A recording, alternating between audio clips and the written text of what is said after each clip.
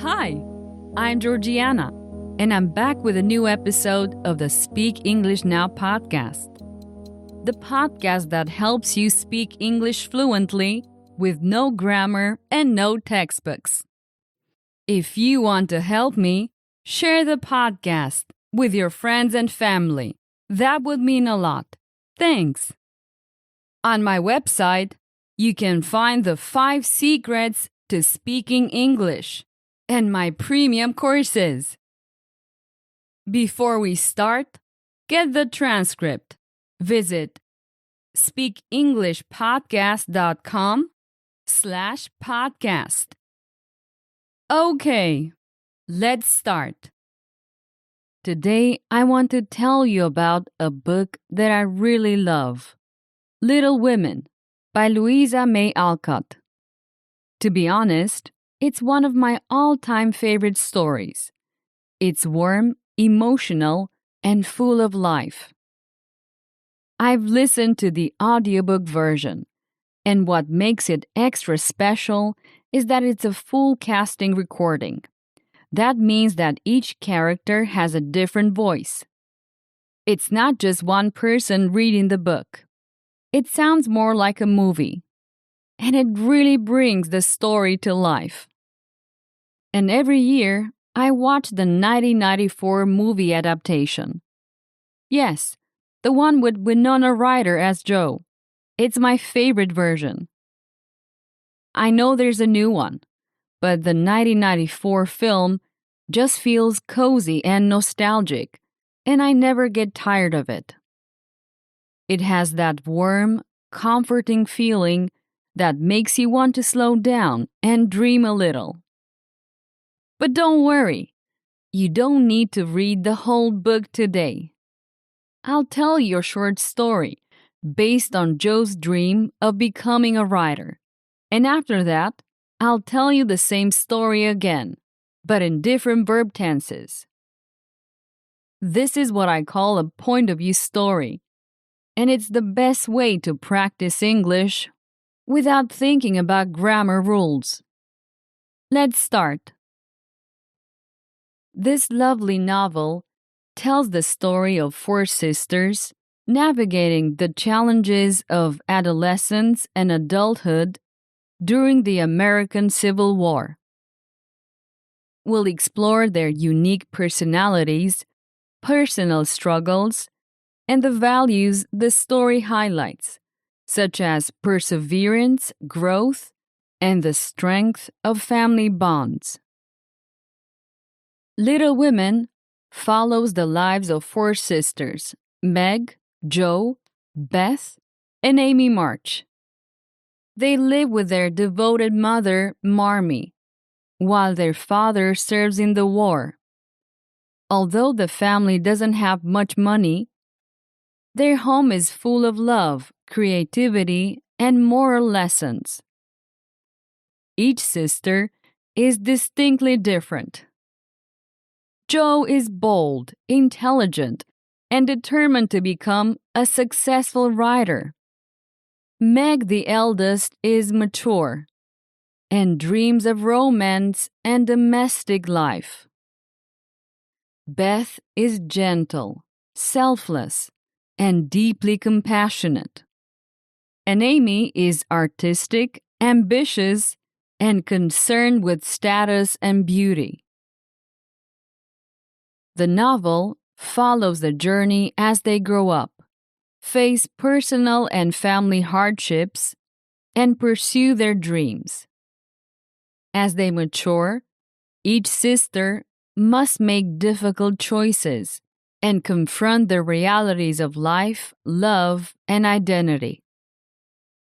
A key theme is personal development. The sisters' dreams evolve as they encounter success, failure, love, and loss. But through it all, their strong bond as sisters gives them strength, comfort, and a deep sense of connection. Let's continue with a point of view story.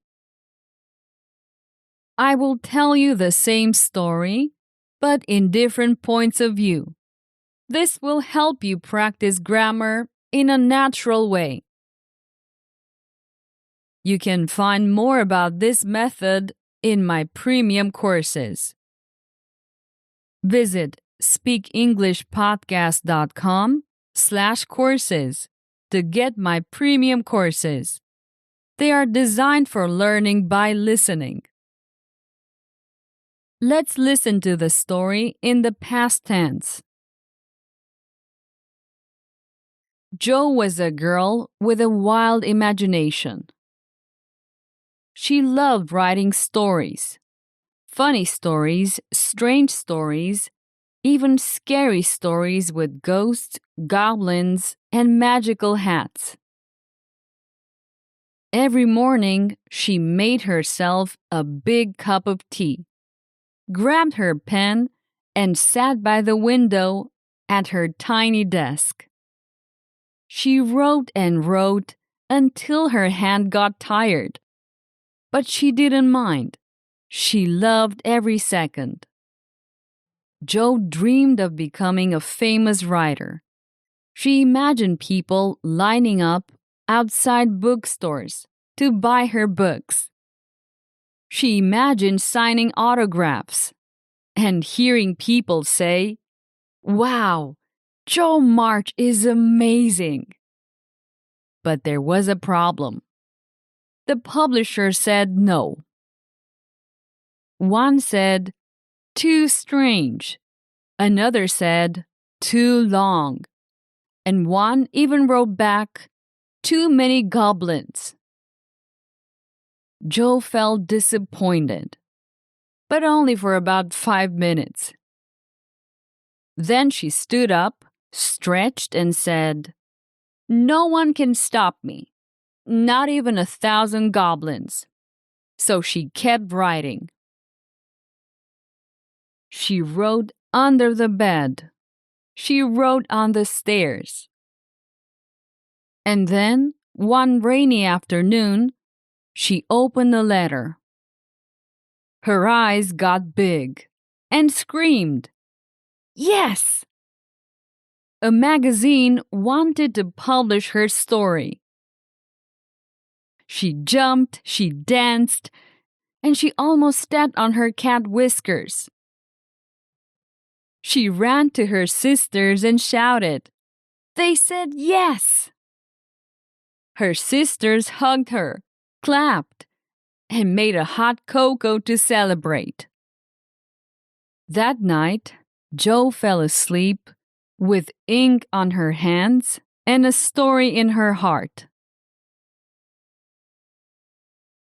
Now let's tell the same story again, but in the future tense.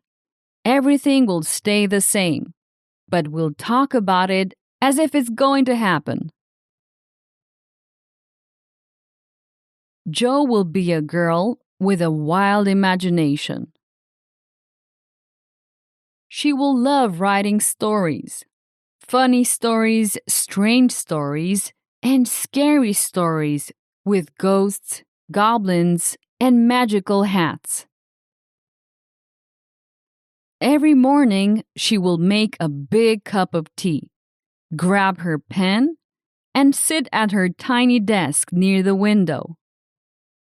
She will write and write until her hand gets tired, but she won't mind. She will enjoy every second. Jo will dream of becoming a famous writer. She will imagine long lines at bookstores and people asking for her autograph. But there will be a problem. The publishers will say no. One will say, too strange. Another will say, too long. And one will say, too many goblins. Jo will feel disappointed, but only for 5 minutes. She will stand up, stretch, and say, no one will stop me, not even 1,000 goblins. So she will keep writing. She will write under the bed. She will write on the stairs. And then, one rainy afternoon, she will open a letter. Her eyes will get big. She will scream, "Yes!" A magazine will want to publish her story.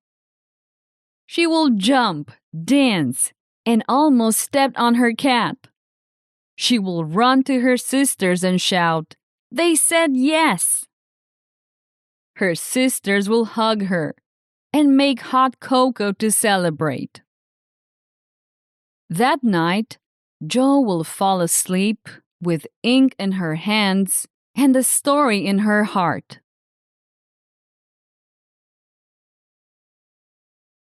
Great! Let's stop for a second and think. We told the same story twice, right? First in the past tense, Jo did all those things. Then in the future tense, Jo will do all those things. Everything else stayed the same. Same words, same ideas, but the verb tense changed. That's what the point of view story does. It trains your brain to understand grammar without studying rules. You learn by listening, by repeating, and by imagining the story in different time frames. And the best part, you don't need to memorize anything. You just listen to the story again and again, and you'll start thinking in English naturally. And if you want to practice more, get my premium courses at speakenglishpodcast.com/courses. I'll see you next week. Bye-bye. Did you enjoy today's episode? Get the transcript now at speakenglishpodcast.com.